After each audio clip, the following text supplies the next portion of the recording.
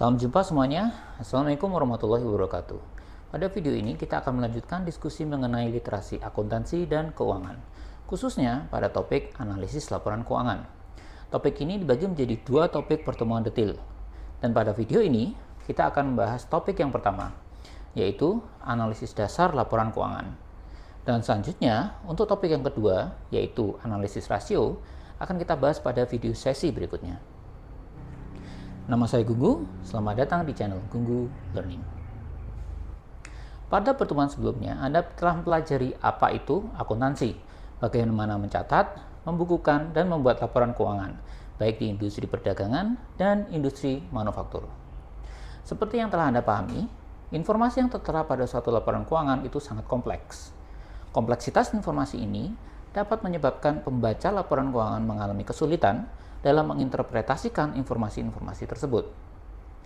Interpretasi informasi pada laporan keuangan menjadi sangat perlu, karena meskipun telah didesain secara lengkap, informasi-informasi tersebut memiliki berbagai keterbatasan. Misalnya, seorang debitur yang bertanya-tanya apakah piutang saya nanti akan terbayar, atau masyarakat pada umumnya yang juga bertanya-tanya apakah perusahaan ini dapat bertahan dengan lama. Nah, jawaban dari pertanyaan-pertanyaan tersebut tidak serta-merta tersurat pada suatu laporan keuangan, namun harus diinterpretasikan terlebih dahulu. Hal ini dapat terjadi karena adanya paling tidak 3 hal. Yang pertama, laporan keuangan itu merupakan produk terstruktur dari berbagai kebijakan dan aturan akuntansi yang berbeda-beda, sehingga dapat menyebabkan pembaca laporan keuangan mendapatkan informasi yang sedikit berbeda dari berbagai metode akuntansi yang berbeda. Misalnya, penentuan kos sediaan bisa menggunakan metode FIFO, metode rata, dan metode LIFO. 2. Angka yang tertera pada laporan keuangan itu adalah angka yang absolut, sehingga meskipun perusahaan itu melaporkan angka kerugian misalnya 1 miliar rupiah, namun pada saat yang sama perusahaan juga dapat melaporkan pembagian dividen sebesar yang mungkin angkanya lebih besar, misalnya 3 miliar rupiah. Kemudian yang ketiga, secara kontekstual, angka kerugian sebesar 1 miliar tadi tidak dapat diinterpretasikan sendirian atau berdiri sendiri. Harus ada konteks yang menyertainya. Misalnya, jika kita bandingkan dengan tahun-tahun sebelumnya, atau jika kita bandingkan dengan industri yang sama. Interpretasi yang baik dari suatu laporan keuangan dapat membuat baca laporan keuangan untuk melakukan pengambilan keputusan yang lebih tepat bagi pengguna laporan keuangan yang memiliki beda kepentingan. Setelah kita memahami pentingnya melakukan interpretasi pada informasi-informasi di laporan keuangan, sekarang kita akan mencoba mendiskusikan bagaimana caranya melakukan interpretasi tersebut. Dari berbagai literatur akuntansi itu menyebutkan adanya 4 langkah utama dalam menginterpretasikan laporan keuangan. Yang pertama adalah mengumpulkan berbagai informasi lain terkait dengan informasi keuangan yang akan diinterpretasikan. Misalnya mengenai kondisi ekonomi dan politik suatu negara, inflasi yang sedang dihadapi, dan atau informasi mengenai kompetitor langsungnya. Terus kemudian yang kedua, itu dengan melakukan analisis laporan keuangan yang akan kita bahas secara lebih detail pada video ini, yang terdiri dari analisis horizontal, analisis vertikal, analisis tren, analisis ukuran umum, serta analisis rasio yang itu akan kita bahas di minggu depan. Kemudian yang ketiga, itu selanjutnya setelah menganalisis, kita menginterpretasikan hasil analisis tersebut. Dan yang terakhir, yang keempat, itu menyimpulkan hasil interpretasi dan melaporkannya. Nah, untuk melakukan analisis, kita harus memiliki standar pembanding hasil analisis sehingga mempermudah interpretasi. Beberapa standar yang dapat digunakan misalnya standar dalam perusahaan atau intercompany, kemudian misalnya contohnya pembanding tahun ke tahun atau kuartalan, bisa juga standar kompetitor dan industri, dan standar panduan umum atau yang biasa disebut sebagai standar baku. Mari kita mulai dengan membahas apa itu analisis horizontal dan bagaimana cara melakukannya. Seperti namanya, pada analisis horizontal kita akan membandingkan angka akuntansi dari tahun ke tahun atau satu periode ke periode yang lain. Cukup mudah bukan? Yang perlu kita lakukan hanyalah mencari selisih dari tahun terbaru ke tahun terlama, kemudian membuat proporsi persentase selisihnya. Nah, mari kita coba dengan melihat laporan keuangan dari PT Unilever Indonesia Terbuka berikut ini. Kita akan coba melakukan analisis horizontal pada laporan keuangan PT Unilever Indonesia Terbuka. Cukup mudah, seperti yang sudah saya jelaskan. Kita tinggal membuat selisih antara tahun terbaru dengan tahun sebelumnya, ya. Terus kemudian kita prosentasekan selisih tersebut. Nah, di sini terlihat adanya penurunan kas dan setara kas di PT Unilever. Nah, banyak penyebabnya, ya, dan ini adalah hasil analisis. Hasil analisis ini masih perlu kita interpretasikan. Untuk menginterpretasi hasil analisis, kita perlu memahami artikulasi dari angka-angka yang ada di dalam laporan keuangan. Nah, untuk itu perlu pemahaman mengenai akuntansi. Pertama, kas. Misalnya kita lihat dari satu transaksi terlebih dahulu, dari transaksi penjualan misalnya. Kas apabila penjualan tunai, maka otomatis kas akan meningkat. Nah, kalau penjualan tunai meningkat, maka kas meningkat. Kalau penjualan tunainya berkurang, maka kas berkurang. Nah, kita lihat karakteristik dari PT Unilever. PT Unilever adalah perusahaan manufaktur, ya, sehingga kemungkinan besar, bukan kemungkinan besar ya, tapi memang hampir semua transaksinya pasti berbasis kredit atau menimbulkan piutang. Nah, bisa kita lihat di sebelah bawah, ini ada piutang usaha kepada pihak ketiga. Kita coba melakukan analisis horizontal juga terhadap piutang usaha ini. Nah, di sini terlihat terjadi penurunan. Ya, terjadi penurunan sebesar 17% dibandingkan dengan tahun sebelumnya. Nah, ini mengindikasikan adanya penurunan penjualan secara kredit, gitu ya. Satu. Terus kemudian yang kedua juga kemungkinan terjadi adanya pelunasan piutang. Ya, jadi ini turunnya 17%. Kita bisa cek ke penjualan bersih turunnya berapa persen. Di sini misalnya kita selisihkan sama seperti tadi dan kita cari persentasenya 8%. Turunnya 8%. Berarti kita bisa melihat bahwa penurunan piutang itu terjadi karena penurunan penjualan sebesar 8%, sekitar separuh dari penurunan piutang, dan penurunan piutang yang lain yang 9% itu berasal dari piutang yang dilunasi. Ya, jadi ada pelunasan piutang sehingga piutangnya berkurang. Nah, kita bisa menginterpretasi ini apabila kita memahami akuntansi. Ya. Jadi setelah kita menginterpretasi ini, kita bisa membuat laporan hasil analisis bahwa terjadi penurunan kas yang salah satunya terjadi karena penurunan penjualan, dan penurunan penjualan itu kita bisa melihat terjadi salah satunya indikasinya adalah adanya penurunan piutang. Penurunan piutangnya sebesar 17%, tapi penurunan penjualannya sebesar 8%, sehingga ada piutang yang berkurang. Nah, piutang yang berkurang selain karena penurunan penjualan itu mengindikasikan adanya piutang yang dilunasi. Ya. Pada analisis horizontal juga terdapat satu varian analisis khusus yang berorientasi jangka panjang yang disebut sebagai analisis tren.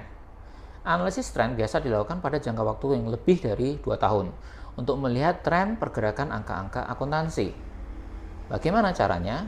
Mari kita coba dengan menyematkan angka akuntansi selama 4 tahun dari PT Unilever Indonesia Terbuka seperti contoh berikut.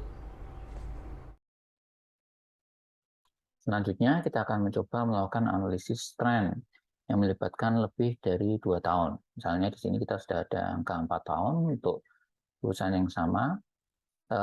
Kita ingin mencoba melihat tren antara penjualan dan laba. Ya.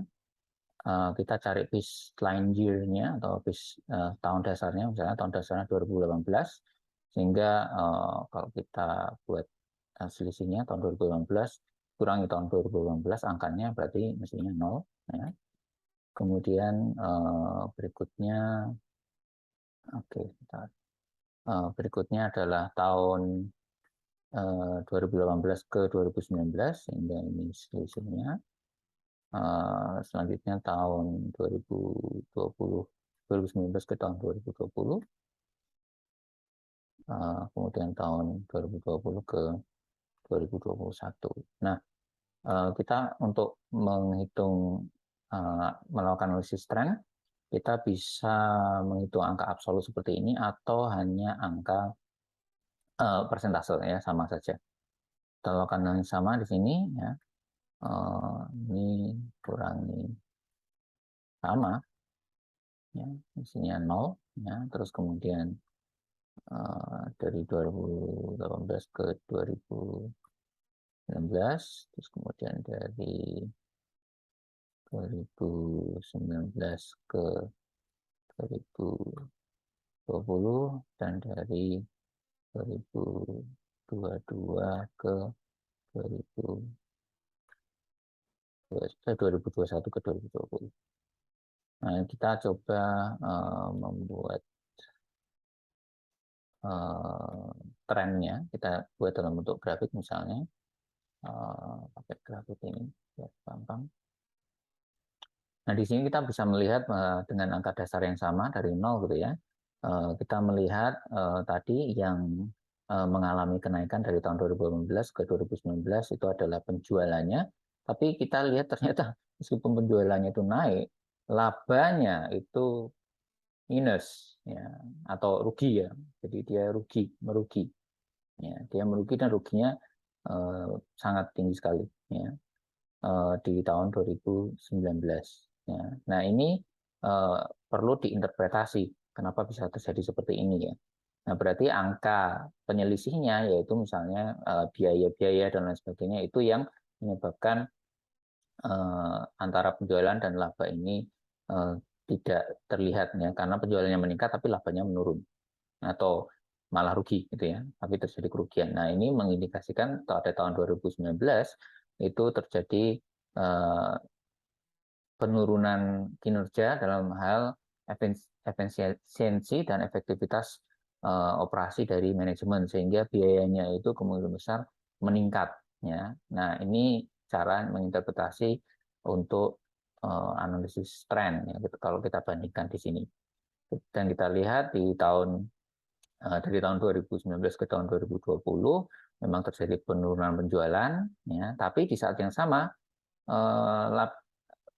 ruginya turun, ya, dari minus 1 juta lebih ke mendekati 0 gitu ya. Ya, ruginya turun, ya, sehingga mungkin terjadi satu peningkatan kinerja untuk operasinya, ya, sehingga bebannya atau biayanya menurun, ya. Terus kemudian kita lihat penjualannya turun jauh, tapi ruginya tidak terlalu signifikan dibandingkan penurunan penjualan, kan tadi kan meningkat, sehingga bisa melihat bahwa untuk operasi atau efektivitas operasinya masih tetap dapat dipertahankan dari tahun 2020 ke tahun 2021 di sini. Meskipun penjualannya turun, tapi ruginya itu turunnya tidak mengikuti turunnya penjualan, ya. Nah, ini menginterpretasi dengan melakukan analisis tren. Kita bisa melihat bahwa kita melihat trennya itu dan bagaimana dari tahun ke tahun, tidak hanya membandingkan 2 tahun secara horizontal, tapi kita bisa melihat lebih dari 2 tahun. Selanjutnya, kita akan mendiskusikan apa itu analisis vertikal, atau yang biasa juga disebut sebagai analisis komponen. Analisis vertikal dilakukan dengan cara membandingkan angka-angka akuntansi individu ke angka totalnya. Kemudian dicari proporsinya dalam persentase jika dibandingkan dengan totalnya, yaitu 100%. Nah, karena angka-angka akuntansi individu ini mewakili komponen-komponen yang ada dalam laporan keuangan, maka biasa juga disebut sebagai analisis komponen. Analisis vertikal dapat digabungkan dengan analisis horizontal untuk interpretasi yang lebih lengkap. Mari kita coba melakukan analisis vertikal pada laporan keuangan tadi. Sekarang kita coba melakukan analisis vertikal. Seperti namanya, ini adalah analisis komponen, sehingga kita perlu lihat dulu komponen utama. Misalnya di laporan posisi keuangan ada aset, liabilitas, dan ekuitas. Kita akan melihat ke aset. Ya. Aset di sini ada jumlah aset, ya, sehingga ini adalah angka 100% yang akan kita gunakan. Ya. Terus kemudian sisanya itu adalah komponen-komponen dibandingkan dengan angka jumlah aset tadi. Nah, sehingga kalau kita ingin ngecek misalnya kas dan setara kas itu berapa, ya karena asetnya 100%, ya kita bandingkan dengan misalnya piutang kas dan setara kas, langsung kita bandingkan dengan total aset atau jumlah aset seperti ini. Ya. Dan seterusnya. Nah, ini kita buat dalam bentuk persentase. Jadi sekitar 2%. Ya. Kita bisa membuat formulanya, kita pertahankan di sini pakai dolar misalnya, hingga angkanya tidak bergerak. Ini kita tarik ke bawah untuk kita lihat persentase yang ada.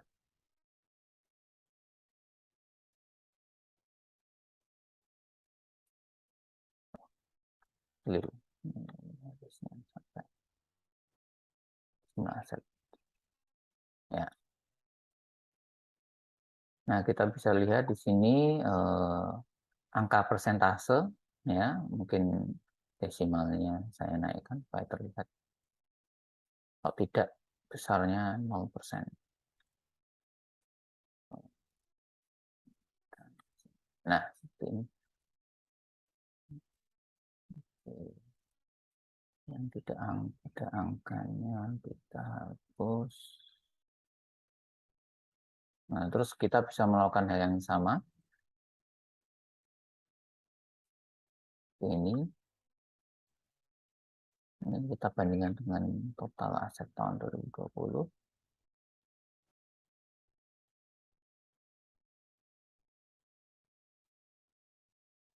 Dan kita persenkan, kita modifikasi sedikit formulanya, kemudian kita tarik ke bawah angka ini, kemudian kita tambahkan. Nah,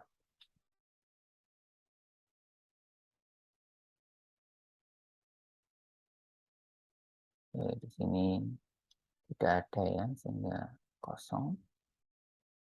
Dan pengembalian pajaknya kosong. Ya. Nah, di sini kita bisa melihat ya, di video tadi saya sudah menjelaskan bahwa analisis vertikal ini bisa digabungkan dengan analisis horizontal karena sudah dalam bentuk persentase. Kalau dalam angka absolut itu akan sulit, saya nggak tahu perubahannya berapa, harus saya selisihkan terlebih dahulu karena angkanya besar. Ya. Tapi karena ini sudah dalam angka persentase komposisi, masing-masing komponen kita bisa tahu, oh terjadi penurunan dengan selisih sekian persen. Ya. Terus kemudian dari tahun 2020 ke tahun 2021. Ya. Jadi kalau dibandingkan dengan total aset itu ini terjadi penurunan. Ya. Nah, untuk angka komposisi seperti ini, kita selain bisa menggabungkan dengan melihat perbandingan antara tahun 2020-2021 yang menggabungkan dengan analisis horizontal, jelas kita bisa melihat komposisi yang ada, ya,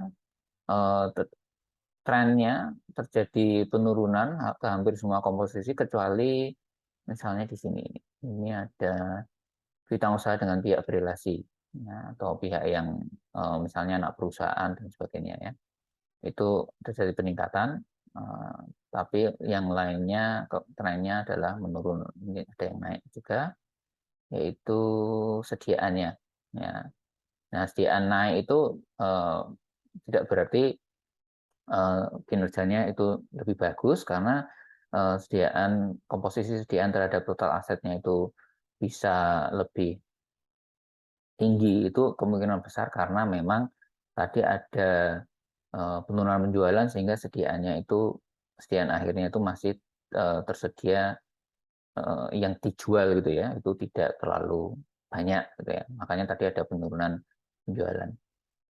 Nah, untuk membandingkan komposisi dengan total aset ini, kita bisa melihat bahwa bagaimana kinerja masing-masing komponen dibandingkan dengan total aset ya. Nah, kalau kita melihat meskipun terjadi perubahan kenaikan atau penurunan, tapi persentasenya dari tahun ke tahun itu tidak terlalu besar ya. Mungkin yang paling besar hanya yang di sini ya, yang di kas Tarakas dan piutang, yang lainnya hanya koma-koma ya, mungkin 1%, 2%, kalau di sini lebih dari 3%. Tapi hampir semuanya di bawah 5% ya. Dan ini menunjukkan bahwa jika dibandingkan total aset gitu ya, kinerja-kinerja yang lain, asetnya yang lain itu tidak mengalami perubahan yang terlalu signifikan dari tahun 2020 ke 2021. Nah, ini analisis vertikal. Terakhir, pada video ini kita akan membahas analisis ukuran umum atau analisis common size. Seperti halnya analisis trend dan analisis horizontal, analisis ukuran umum juga merupakan ekstensi atau varian khusus dari analisis vertikal. Analisis ini biasanya digunakan untuk melakukan perbandingan. Jika mengacu ke hasil analisis vertikal, semua angka komponen akuntansi dapat ditampilkan dalam bentuk persentase. Sehingga tanpa melihat ke angka-angka absolut, pengguna laporan keuangan dapat membandingkan persentase komponen akuntansi tersebut antar perusahaan tanpa memperdulikan misalnya ukuran perusahaan. Analisis ini dapat dipakai untuk membandingkan antara perusahaan besar, menengah, dan kecil atau perusahaan dengan jenis mata uang yang berbeda-beda. Nah, mari kita coba lihat tabel berikut. Tabel ini membandingkan antara 3 perusahaan, yang satu Nestle, yang kedua adalah Unilever, dan P&G pada tahun 2016. Masing-masing perusahaan menggunakan mata uang fungsional yang berbeda-beda. Nestle itu menggunakan mata uang franc Swedia, Unilever mata uang euro, dan Procter & Gamble P&G mata uang dolar Amerika. Apabila kita mencoba membandingkan angka absolutnya, maka akan kesulitan karena ditampilkan pada mata uang yang berbeda-beda. Sehingga kita mungkin harus mengkonversi semuanya ke satu mata uang yang sama. Bayangkan jika terdapat lebih dari 5 perusahaan dengan mata uang yang berbeda-beda, pasti akan menjadi repot. Nah, hasil analisis ukuran umum seperti yang diperlihatkan di tabel ini, itu memperlihatkan angka persentase untuk masing-masing elemen laporan keuangan laba rugi. Sehingga sekarang kita bisa membandingkan kinerja ketiga perusahaan tersebut secara lebih mudah.